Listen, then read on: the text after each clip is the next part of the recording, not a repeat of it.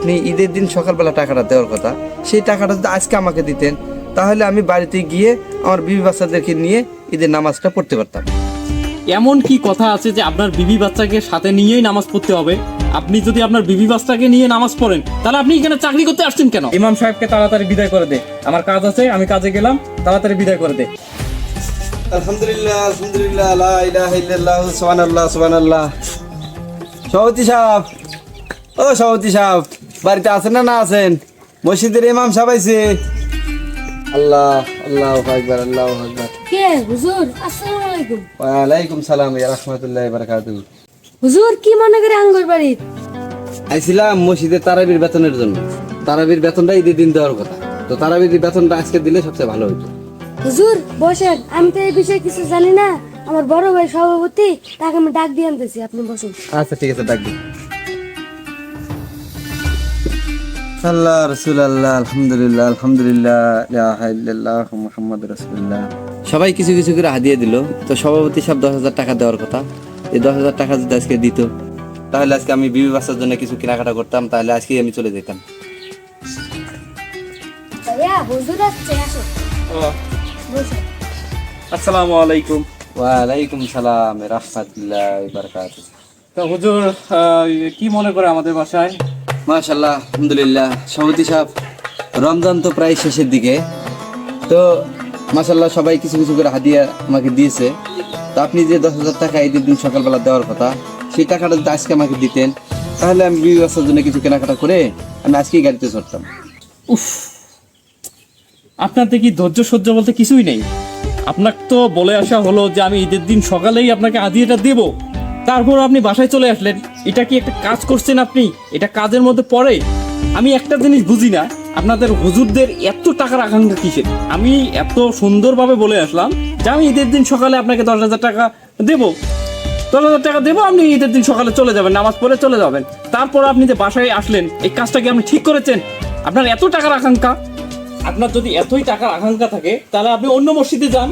অন্য মসজিদে গিয়ে যখন 2-3 হাজার টাকা 1-1.5 হাজার টাকা দেবে তখন এটা আপনার জন্য ভালো হবে। আপনার অন্য মসজিদের চেয়ে আপনাকে টাকাটা বেশি দেওয়া হচ্ছে, তারপর আপনার কি মন ভরতেছে না? না না সভাপতি সাহেব, কিসের বলেন মন ভরে নেই? মন আমার ভরেছে, কিন্তু সেটা বড় কথা না। বড় কথা হলো আপনি ঈদের দিন সকালবেলা টাকাটা দেওয়ার কথা, সেই টাকাটা যদি আজকে আমাকে দিতেন তাহলে আমি বাড়িতে গিয়ে আমার বিবি বাচ্চাদেরকে নিয়ে ঈদের নামাজটা পড়তে পারতাম। এমন কি কথা আছে যে আপনার বিবি বাচ্চাকে সাথে নিয়েই নামাজ পড়তে হবে? আপনি যদি আপনার বিবি বাচ্চাকে নিয়ে নামাজ পড়েন তাহলে আপনি এখানে চাকরি করতে আসছেন কেন? ভাইয়া তুমি রাগ করতেছো কেন? ইমাম সাহেব তো ঠিকই বলছে, টাকাটা তুমি ঈদের দিন দিতে চাইছো। ঈদের দিন দেওয়ার যে কথা, আজকে তো একই কথা। টাকাটা দিলে তার একটু উপকার হইতো।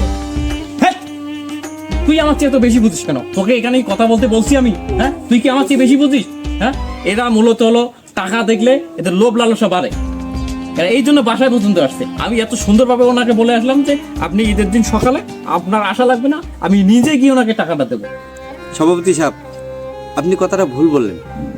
আপনারা কোটি কোটি টাকা ইনকাম করতে পারেন, কিন্তু আমরা 5-10 হাজার টাকা নিয়ে আমরা সন্তুষ্ট থাকি। আল্লাহ তাআলা আমাদেরকে 5-10 হাজার টাকা দিয়ে শান্তিতে, অনেক শান্তিতে রাখে। আচ্ছা যাই হোক, আপনি আসছেন, এখন কি করা যাবে? যাই হোক, আপনাকে তো 10,000 টাকা দেওয়া কথা। 10,000 টাকা দেওয়া কথা হলেও এটা মসজিদে আলাপ আলোচনা হয়েছে, আপনাকে 10,000 টাকা দিতে না করেছে। আর ওই 5,000 টাকা নিতে বলছে। ওই 5,000 টাকা, বাকি 5,000 টাকা দিয়ে আমরা মসজিদের কিছু কাজ করব। এই টাকাটা নেন, 5,000 টাকা নেন, এটা নিয়ে আপনি সন্তুষ্ট থাকেন। আপনি যান, চলে যান, এখানে বেশিক্ষণ থাকার দরকার নাই। আপনি নাকি চলে যাবেন বাসায়, তাড়াতাড়ি চলে যাবেন।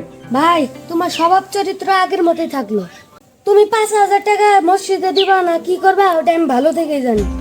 ইমাম সাহেব একটা মাস কষ্ট করে আমাদের 20 রেখাত করে তারাবি করেছে।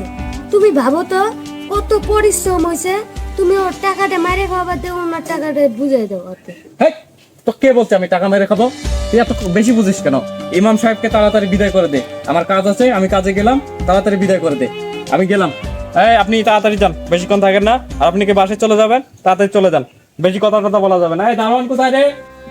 হ্যাঁ আল্লাহ, আমি ভাবছিলাম সভাপতি সাহেবের মনটা অনেক বড়, 10-এর জায়গায় মানে আর কিছু বাড়াই দিতে পারে। ওমা বাড়া তো দূরে থাক, যেটা আমার দেওয়া দরকার, যেটা আমার প্রাপ্য, যেটা সেখান থেকেও অর্ধেক নিয়ে নিল, মানে অর্ধেক টাকা আমাকে নিল। হ্যাঁ রে কপাল। যাই হোক, আলহামদুলিল্লাহ, আল্লাহ তাআলা আমাকে যেটা দিছে সেটাই আমি অনেক সন্তুষ্ট। তাহলে আমি এখন যাই। হুজুর দাঁড়ান, আমার বড় ভাইয়ের কথা কিছু মনে করেন না। না, মনে আর কি নেব। আমি আমার বড় ভাইয়ের বদলে 5,000 টাকা দিচ্ছি, আপনি এটা নিয়ে চলে যান। আলহামদুলিল্লাহ, আল্লাহ তোমাদেরকে হেদায়েত দেখ, তোমার বড় ভাইকে আল্লাহ হেদায়েত দেখ। আল্লাহ তাআলা ওনার মনটাকে আরো ফ্রেশ বানাক, সবার সাথে যেন ভালো ব্যবহার করে, এটাই দোয়া করি আল্লাহর কাছে। আল্লাহ